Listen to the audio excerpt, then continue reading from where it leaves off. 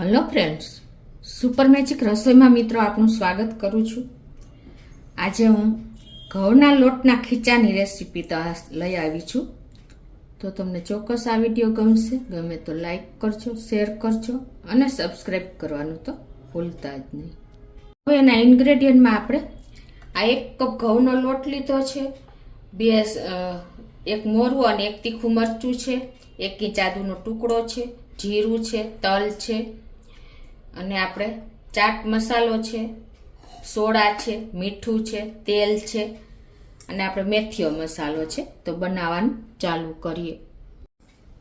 તો આજે મિત્રો આપણે ઘઉંનો લોટ તો બધાના ઘરમાં હાજર જ હોય છે અને શિયાળો હોય કે ચોમાસું હોય, આપણને ગરમા ગરમ ખીચું અને માથે મેથીઓ મસાલો અને તેલ સાથે મળી જાય તો બીજું શું જોઈએ મિત્રો।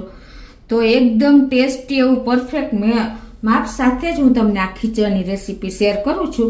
તો તમે એમ સુધી જોડાયેલા રહેજો મિત્રો। પહેલાં તો હવે આપણે શું કરવાનું છે કે આ જે લોટ છે ને, આપણે ખીચા માટે લોટ લઈએ ને તો હંમેશા ચાળીને લેવાનો, એટલે આપણી રેસીપી પણ એકદમ પરફેક્ટ જ બને। તે આપણે ચાળી લેશું ને તો કણી કે કાંઈ પણ હશે ને નીકળી જશે। અને હવે આપણે આ જે એક તીખું મરચું અને એક મોરું મરચું લીધું છે, તમારે તમારા ટેસ્ટ એકોર્ડિંગ તમે મરચાંની ચૂઝ કરી શકો છો। તો એની આપણે એક પેસ્ટ બનાવી લેશું। ઇંચ આદુનો આપણે ટુકડો પણ આમાં નાખીને અને પેસ્ટ તૈયાર કરશું। આ રીતે જો આપણે પેસ્ટ તૈયાર કરી લીધી છે। હવે આપણે ગેસ ઓન કરી અને એક જાડા તળિયાવાળું મેં પેન લીધું છે અને એમાં આપણે આ 1 કપ ઘઉંનો લોટ હતો ને તો એની સામે આપણે ડબલ પાણી એટલે કે 2 કપ પાણી મૂકી દેશું અને આ પાણી આપણે ઉકળવા દેશું। હવે મિત્રો આપણે પાણી ગરમ થાય છે ને ત્યારે જ એમાં આપણે ટેસ્ટ એકોર્ડિંગ એટલે કે અડધી ચમચી એટલે કે અડધી ટીસ્પૂન જેવું મીઠું નાખી દઉં છું અને આ સ્ટેજે આપણે આ જે મરચાંની પેસ્ટ કરી છે ને એ પણ નાખી દેશું, જે અંદાજે 1 ચમચી જેવી છે।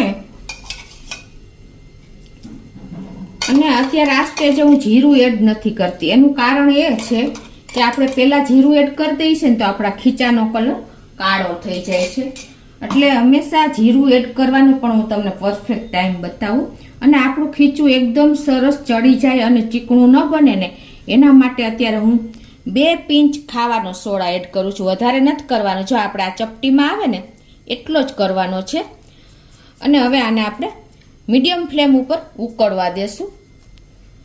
હવે આપણે જો 1 કપ સામે 2 કપ પાણી મૂક્યું છે, પણ ઘણી વખત ઘઉંના લોટ ઉપર પણ ડિપેન્ડ હોય છે કે લોટનું પાણી કેટલું જોઈએ છે। તો તમારે એક્સ્ટ્રા અત્યારે 1 કપ જેવું પાણી, 1 કે અડધો કપ જેવું પાણી સાઈડમાં ગરમ કરવા મૂકી દેવાનું, કારણ કે ઘણી વખત પાછળથી પાણીની જરૂર પડે તો આપણે ઠંડુ પાણી ન ઉમેરતા ગરમ પાણી જ ઉમેરવાનું છે, એટલે આપણે આ પાણીને પણ ગરમ કરી લેશું। તો હવે જો પાણી આપણે ઉકળવાની તૈયારી છે ને ત્યારે જ આપણે 1 ચમચી જીરું આખું છે ને એને એડ કરી દેશું। જીરાના મેં તમને કીધું એમ આગળ નથી એડ કરવાનું અને 1 ચમચી જેવા આપણે તલ, તમને જો ફાવે ને તો તલ પણ નાખી શકો છો અને હવે આને આપણે ઉકળવા દેશું। તો આ પાણી સાઈડનું આપણે ગરમ થઈ ગયું છે તો ગેસ બંધ કરી દઉં છું મિત્રો। હવે આપણે જો આ ખીચું મિક્સ કરવા માટે આવા વેલણનો ઉપયોગ કરશું અને હવે આપણે આ પાણીમાં મીઠું પરફેક્ટ છે કે નહીં એ ચેક કરવું હોય તો કેવી રીતે કરવાનું, કેમ કે આવી રીતે આપણે પાણીમાં સીધું ચાખશું તો મીઠું વધારે જ લાગશે, પણ તો તમારે એના માટે શું કરવાનું કે આવી રીતે પાણીમાં વેલણને આવી રીતે બોળી દેવાનું અને પછી તમારે સેજ આવી રીતે લોટવાળું કરી દેવાનું અને પછી પાછું પાણીમાં સેજ બોળી દેવાનું અને પછી તમારે આ લોટ ચેક કરી લેવાનું, એટલે તમને પરફેક્ટ ખ્યાલ આવી જશે કે પરફેક્ટ મીઠું છે કે નહીં। તો હવે 3 થી 4 મિનિટ થઈ ગઈ છે અને જો આપણું પાણી પણ સરસ ઉકળી ગયું છે મીડિયમ ફ્લેમ ઉપર।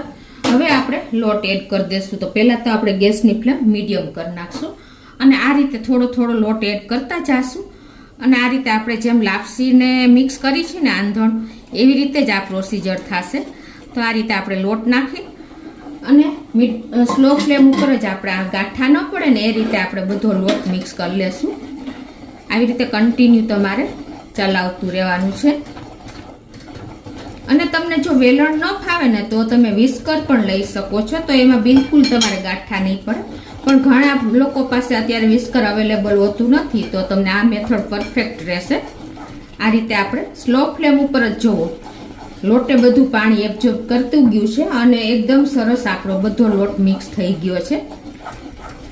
અને આ સ્ટેજે જો તમને એમ લાગે કે ગાંઠા રહી ગયા છે તો તમારે આવી રીતે મિક્સ સરખું કરી અને પછી આગળ હું તમને બતાવું કે કઈ રીતે એને ભાંગવા.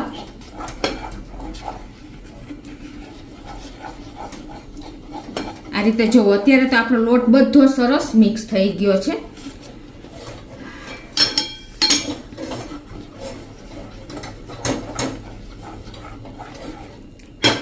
હવે શું કરવાનું છે, હવે આપણે પેચ્યુલાથી કે તાવીથાથી આપણે આને મિક્સ કરશું.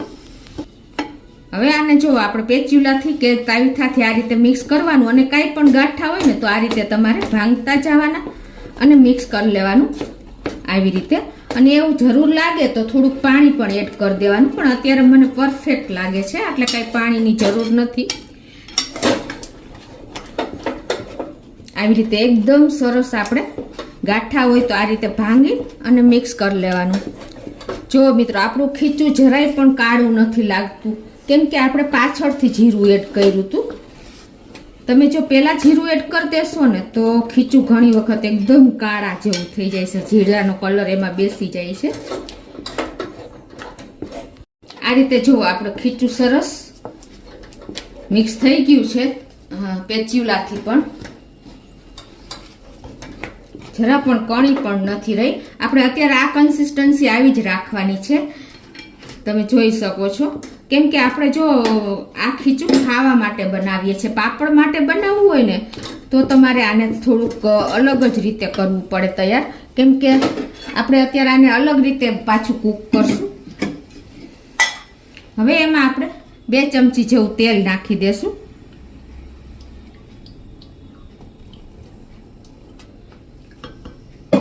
અને એને મિક્સ કરી લેશું આ રીતે જ. સિંગ તેલ હશે ને મિત્રો, સિંગ તેલ જ આમાં ઉપયોગ કરવાનો ખીચામાં, એનો ટેસ્ટ બહુ સરસ આવે છે. જો આ રીતે આપણે મિક્સ કરી લીધું છે પેચ્યુલાથી. હવે આ ખીચાને આપણે 3 થી 4 મિનિટ સીજવા દેવાનું છે. એના માટે આપણે નીચે એક લોઢી મૂકી દેશું આ રીતે. જો તમારે આપણે પાપડ માટે ખીચું તૈયાર કરીને તો આપણે એને સ્ટીમ કરવું પડે, પણ ખાવા માટે છે તો આ રીતે આપણે એને લોઢી મૂકી અને સ્લો ફ્લેમ ઉપર આને આપણે ઢાંકી અને આને 5 મિનિટ સીજવા દેશું.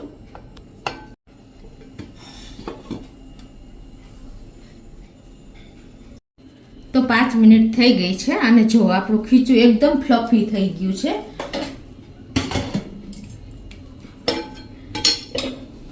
જો છે ને મિત્રો એકદમ સરસ આપણું ખીચું રેડી થઈ ગયું છે, જરા પણ ચીકણું નથી બન્યું. તો મિત્રો ઘણા લોકો હવે આ ખીચું તૈયાર થયા પછી એને વાટકેથી કે ગ્લાસથી આવી રીતે મસરી અને તૈયાર કરે છે, પણ આપણે જે રીતે લારી ઉપર કે સ્ટ્રીટ ફૂડમાં તૈયાર સર્વ કરે છે ને એ રીતે જ આપણે આ રીતે સર્વ કરી દઈશું. તો હવે એને આપણે એક વાટકીમાં જે રીતે આપણને બહાર આપે છે ને એ રીતે જ હું તમને સર્વ કરીને બતાવું છું. આ રીતે જો આપણે ખીચું સર્વ કરી દીધું છે, જે લારી ઉપર સર્વ કરે એ રીતે. અને ઉપરથી આપણે મેથીઓ મસાલો સ્પ્રિંકલ કરી દેશું. જો તમારી પાસે મેથીઓ મસાલો ન હોય ને તો તમે લાલ મરચું પણ સ્પ્રિંકલ કરી શકો છો. અને મિત્રો આ મેથીયા મસાલાની રેસીપી મેં મારા સુપર મેજિક ચેનલ રસોઈ ચેનલમાં મૂકેલી છે, તો તમે ખાસ જોઈ લેજો. અને એકદમ ચટપટો ટેસ્ટ દેવા માટે આપણે ચાટ મસાલો 2 પિંચ જેટલો આ રીતે મિક્સ કરી દેશું, એટલે એકદમ ટેસ્ટું અને તીખું ચટપટું આપણું ખીચું તૈયાર થશે. અને તેલ વગર તો આપણું ખીચું અધૂરું જ છે મિત્રો. તો હવે આપણે 1 ચમચી જેવું તેલ પણ એડ કરી દઈશું. અને આ ખીચામાં મેં તમને કીધું એમ સિંગ તેલ હોય તો જ સરસ લાગે છે, તમે તમારા ટેસ્ટ એકોર્ડિંગ તેલની વધઘટ કરી શકો છો. તો મિત્રો એકદમ ટેસ્ટી અને ચટાકેદાર આપણે ઘઉંના લોટનું ખીચું જે મેળામાં મળે છે, લારી ઉપર મળે છે ને એવું જ ટેસ્ટી તૈયાર થયું છે. જુઓ મિત્રો જરા પણ ચીકણું નથી બન્યું.